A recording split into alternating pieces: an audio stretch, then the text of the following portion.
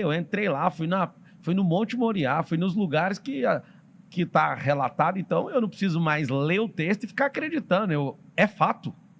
O negócio é registrado, então cada vez que eu vou lá, eu diminuo a fé. Foi muito legal aquela explicação que você deu sobre o Jardim do Éden. Não tinha visto ainda. De verdade, como cristão, eu prefiro ele ateu.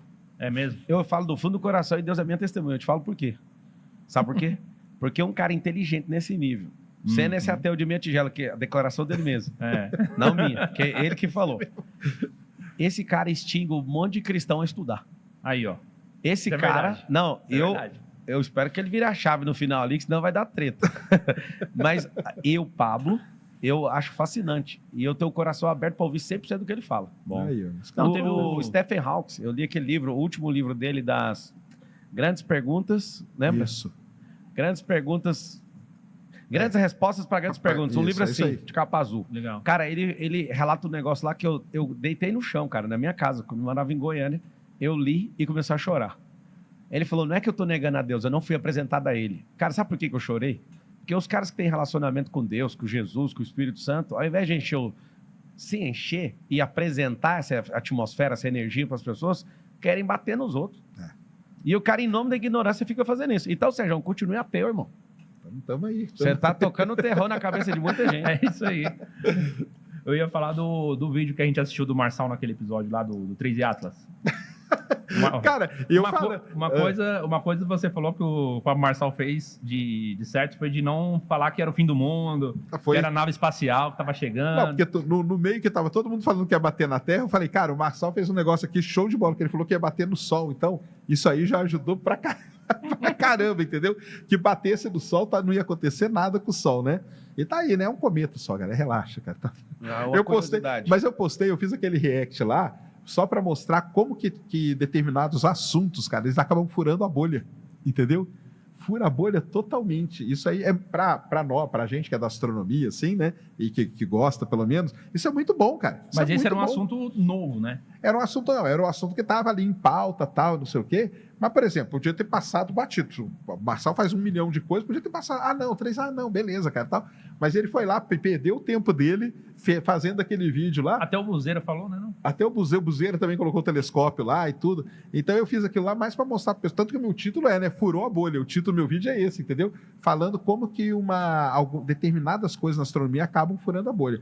E eu sempre falo em todo lugar, eu falo, cara, o Marçal, ele foi bom porque ele falou que ia bater no Sol. Porque o problema, se ele falasse que ia bater na Terra, ia ser complicado. Porque tem muito seguidor, aí a galera ia acreditar. Cara, a possibilidade desse negócio bater na Terra é muito remota. Não, é nula. Hoje então, é nula. Jamais, Você vai olhar para todos os planetas, a gente aprendeu na escola que os planetas ficam num plano fixo, né? Só que, na verdade, a galáxia está se movendo para um grande atrator, o Sol está se movendo, arrastando todos os 8 planetas, a Terra está arrastando a Lua, que está dentro dessa atmosfera. A gente está a 149 milhões de quilômetros, né? Do Sol, Cara, eu sou fascinado nessas coisas. Sabe o que eu penso? Eu penso que quem está mais perto... Eu penso não, né? A lógica na astrofísica. Quem está mais perto do Sol toma mais pressão, calor e luz. Isso aí. Aí você olha para... Se as pessoas aprendessem o básico, elas iriam expandir a mente de tal forma. Só que as pessoas, cara, o QI delas é menor que 70 e elas só querem defender a ignorância delas. Então, quando a gente, de fato... Por exemplo, você olha para um cara, você acredita, vamos falar coisa polêmica, você acredita que a gente, humanos, nós iremos chegar em Marte? Acho que vamos.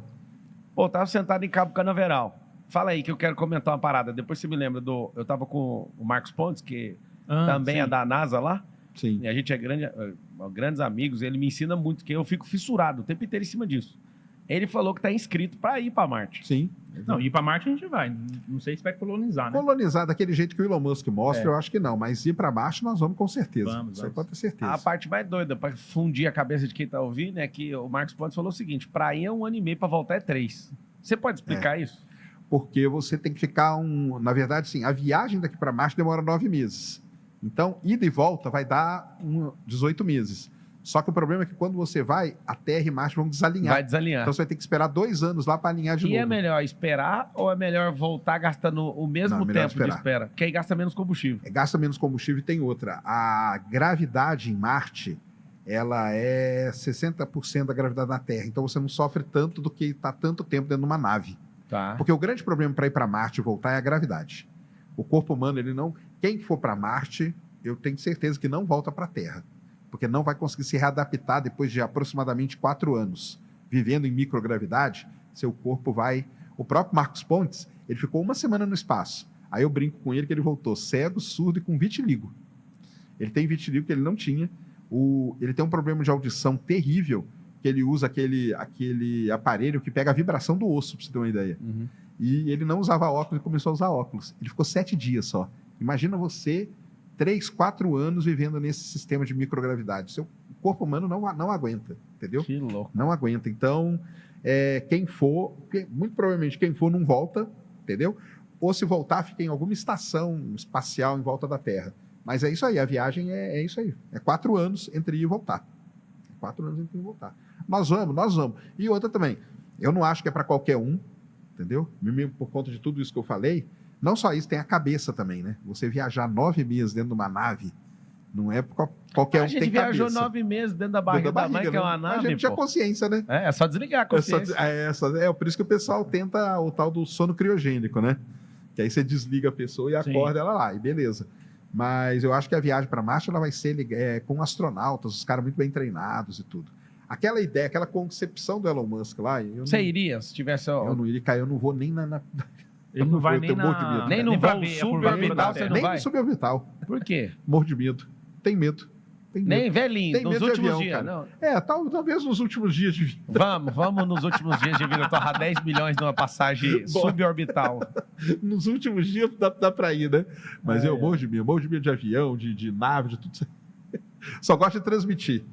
Quietinho na minha casa. Mas você acha que também, por exemplo, essa questão de Marte, ele tá mandando já alguns robôs. Ano que vem ele falou, isso é muito legal, né? cara. Isso é muito legal. Ele vai mandar o ano que vem o Optimus dentro do Starship, o que é muito interessante, porque é o seguinte, se der certo, cara, show de bola. Se não der, cara, perdeu, foi robô.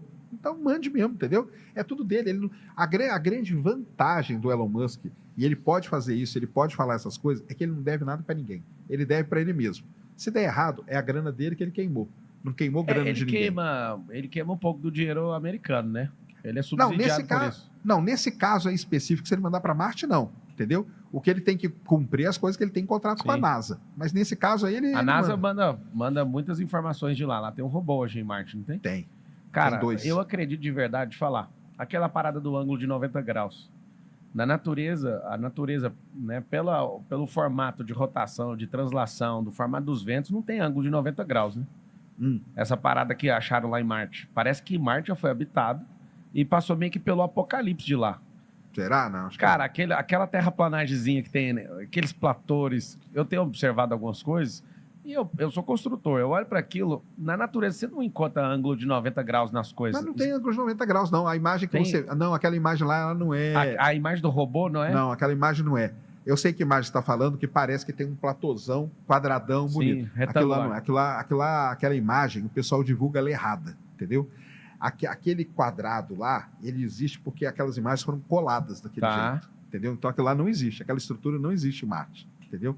Marte... Tá, só para você entender, que se existe um ângulo daquele, aquilo não foi feito. Não, se tiver daquele jeito lá, obviamente... Aquilo lá não foi feito pela natureza. Então. Na hora que eu bati o olho, eu dei uma respiradinha, eu falei, esse negócio aqui tá errado.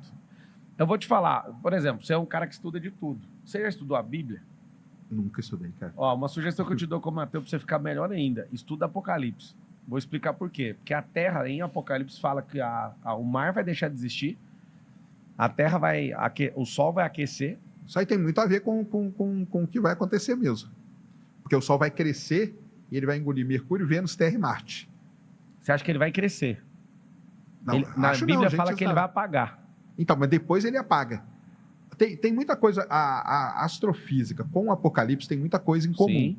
Pode ser, porque é o jeito figurado da Bíblia escrever, obviamente, né? A ideia, o Sol, o que vai acontecer com ele? Ele vai virar uma gigante vermelha e ele vai engolir Mercúrio, Vênus, Terra e Marte. Depois que ele fizer isso, aí ele apaga. Ele vira uma anã branca, que é uma estrela apagada. Aí você sabe o que está escrito lá em Apocalipse? Não, manda aí. Quando ele apaga, o próprio Deus, o Criador, ele desce do céu inacessível e ele vai ser a luz, do jeito que ele foi em Gênesis 1. A galera fica surtada. O que tem muito a ver também, porque é o seguinte, a anã, olha como que é interessante, né? A anã branca, ela não funde elemento químico. igual está acontecendo agora no Sol. Como que ela brilha? Ela brilha com o calor que ela guardou durante a vida dela toda. Uau. Então dá para fazer toda uma relação com... Muita gente já me falou desse lance do Apocalipse aí. Não, a parada massa que eu sugiro que você estude, que vai linkar com... Porque você é o cara que tem esses drivers todos. Gênesis 1 e 2, que é a criação e a formação, e Apocalipse 21 e 22, que é o fim. É tipo o recomeço. Por exemplo, quando Deus fala, e disse Deus haja luz, ele não criou o sol. O sol não foi criado ali, ele estava criando o universo. O sol, que é um sistema, nós temos alguns tipos de tempo, tem um tempo... que aí é bíblico, essa parada do Kairos, eu não sei se cientificamente isso tem correspondência, mas tem um Kairos, que é esse tempo fora do tempo, que aí é como se fosse outras eternidades, e tem o Cronos, o tempo que a gente responde ao Sol. A galera às vezes não sabe, mas o tempo que a gente responde é ao Sol, né? A distância que a gente tem do Sol é a velocidade que a gente gira em torno de nós mesmos. Então, por exemplo, você vai pegar... tem planeta que leva 84 ou 88 anos para dar uma volta no Sol. O planeta demora até muito mais. Tem planeta que leva 88 dias. Ou seja, é em relação à distância ao Sol. Então, o nosso tempo, chamado Cronos, que é conhecido na Terra pelos roceiros, que eu já fui de semeador e colheita, é o tempo que a gente tem diferente em cada planeta, de acordo com a distância que tem do Sol, certo? Então, vamos olhar que louco. Quando fala assim, ó, e Deus disse, haja luz, ele não fez o Sol. Ele explodiu o universo. Da onde saiu... E até um padre, né, que criou a teoria do Big Bang. Jorge Lamata. É um padre que criou isso. Tem gente que pergunta, não, mas você é cristão, você acredita no Big Bang? Rapaz, o cristianismo veio com Jesus. Eu sou imagem e semelhança do Criador. Ele disse, haja Big e houve Bang. É isso para mim e acabou. Até que não tenha as camadas desconhecidas da física que o Stephen Hawking fala, se ele não dá conta de explicar, por que eu tenho que ter todas as respostas? Eu tenho que mergulhar na minha ignorância e falar, peraí, o que o Sacani sabe que eu posso sacar? O que o Marçal sabe, pelo menos de Bíblia ali, que dá pra gente pegar? Por quê? Porque são fragmentos que apontam para a realidade. Deus, então, quando fala haja luz, ele não cria o sol. O sol só aparece no quarto dia em Gênesis. Aí ele fala, vou criar o lumiar para governar o dia e governar a noite. A coisa mais doida da criação é que até o sexto dia não tinha noite. Por que não tinha noite? Porque o Deus vivo estava lá na criação. Por que eu estou falando isso? Isso não é questão de evangelismo, não. É questão de lógica. Porque o Moisés, sendo um cara falando em aramaico, acertar aquilo ali é absurdo. Não tem como.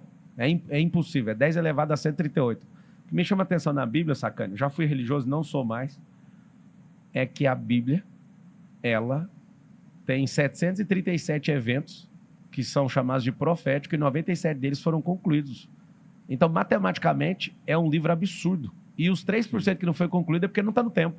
Não tem nada fora do tempo sem ser concluído. Então, é por isso que eu humildemente dessa sugestão, sabe por quê? Porque na Bíblia fala o seguinte, que o Sol vai superaquecer e vai apagar. E o Sol hoje, ele tem 6 trilhões de bombas de Hiroshima de explosão por segundo. Para quem quiser saber a dimensão do Sol... desculpa estar falando assim, porque às vezes você acha que eu sou só um idiota que fica falando em corte aí, mas é um dos assuntos que eu estudo desde a adolescência e amo. Quando falaram assim, vamos fazer um podcast com o Sacani, eu falei, mano, o Sacani, eu saco as paradas dele. Seguinte, no Sol não é uma bola de fogo, igual te ensinaram, você imagina. Lá é uma fissão de gás, de gás hélio. Né? Então, ali é uma fissão nuclear de gás hélio.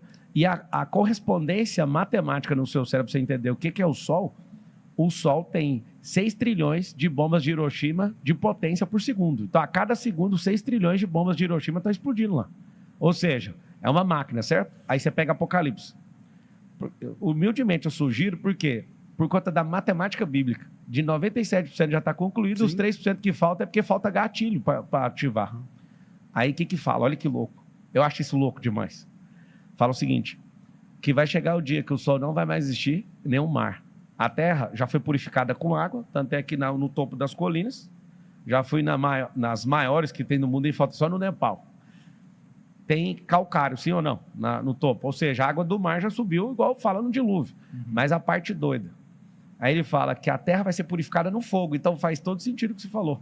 Sim. Da gente ser engolido, e depois da purificação por fogo, essa quantidade de bombas nucleares, que é 6 trilhões por segundo, de bombas de Hiroshima, ela apaga, e está escrita a coisa mais doida que o João viu, lá na ilha de Patmos, que eu tive lá também. Recomendo um dia vocês irem lá. Foi um dos lugares mais loucos que eu já pisei na Terra. Quando isso acontecer, vai descer o Criador, aquele que era, que é e que há de vir, que está fora da criação. O Criador do relógio, pela primeira vez, entra no relógio. Ele entra no relógio, e aí, como foi no primeiro dia da criação, no segundo e no terceiro, antes de criar sol, ele é a própria luz. Está escrito exatamente assim. Então, a gente não pode usar um ateísmo para deixar um fragmento tão violento, escrito em 3 línguas, 40 autores, não faz o mínimo sentido. Foi escrito em aramaico, hebraico e grego koiné, a Bíblia. Aí você fala, cara, em nome do ódio que eu tenho com a sua ignorância, porque o cara que estuda ciência sabe mais. Só que ele sabe mais por fragmento. A Bíblia está lá com assertividade de 10 elevado a 138, atemporal, com 40 autores, 4, 5 mil anos de história. Os caras carregavam os códigos, mesmo que eu não tinha escrito, o trem é um absurdo. Aí a parte mais doida, que é o que ele sabe, que são as projeções que a NASA já apontou, e todo estudo de Stephen e companhia, é que vai chegar o dia que o Sol vai deixar de existir. E o Sol deixa de existir, Deus entra e ele entra, entre aspas, dentro dessa eternidade, dentro do nosso tempo. Aí muda o tempo. Eu acho isso louco demais. Mas isso daí é o final de Apocalipse, como você falou. É, o capítulo 1 de Gênesis é criação, capítulo 2 é formação. Eu estudei um pouquinho de teologia também. Eu ia ser pastor, para você ter uma ideia. Graças a Deus, ele não me chamou para isso. Mas eu entendi a Bíblia. Eu fui estudar. Você estudou, né? Eu estudei. Eu fui lá, entrei no seminário da igreja, estudei, apaixonado na Bíblia, desde pequeno. Mas sabe o que eu amo? Eu amo a lógica.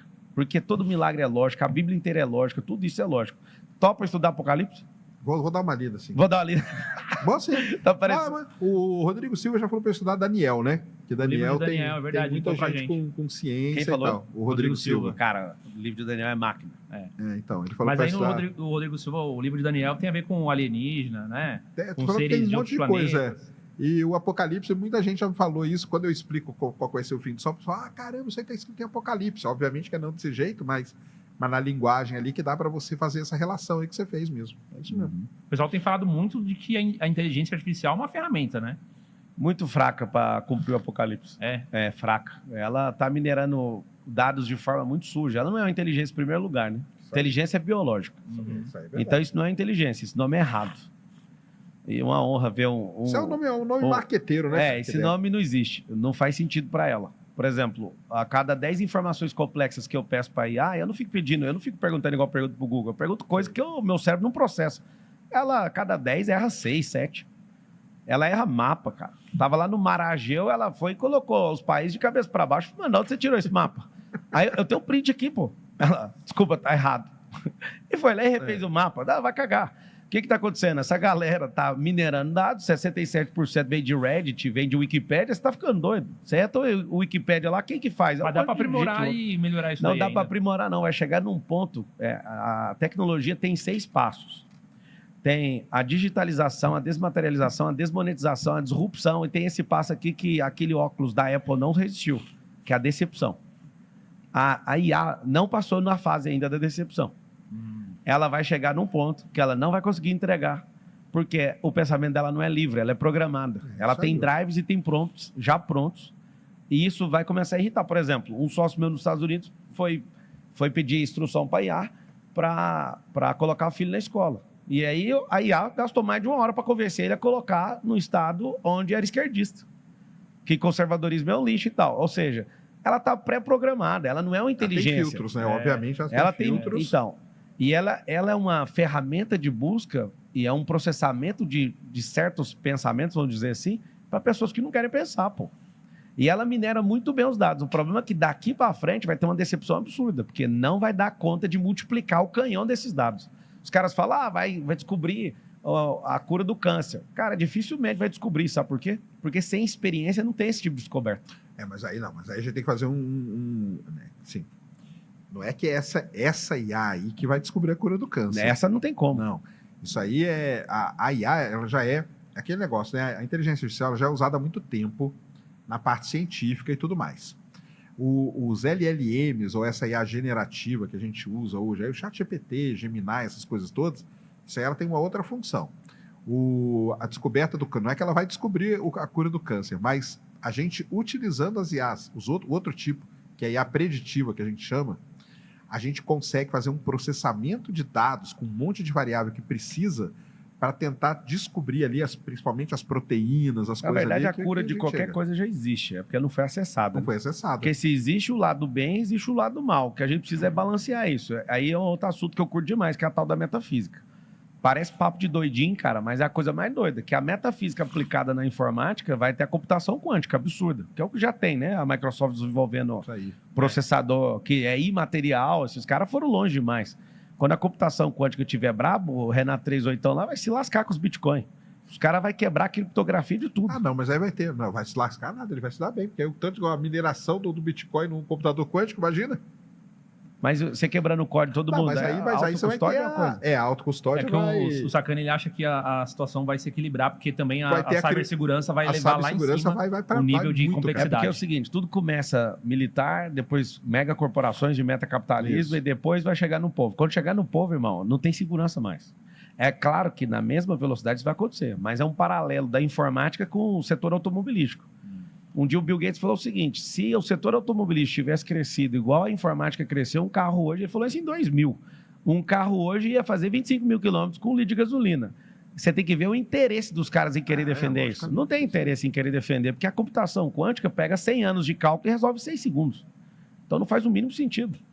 Então, no que eu falei aqui para vocês, eu até queria voltar aqui que eu acho massa e se eu puder contribuir em alguma coisa na vida do Sacani, que eu gosto muito, deixa isso aqui registrado. Apocalipse 21, 23. O sol e a lua não existirão mais na Nova Jerusalém, porque a própria glória de Deus a ilumina, e o Cordeiro, que é Jesus Cristo, e a sua lâmpada criando uma cidade de luz eterna, onde não há noite.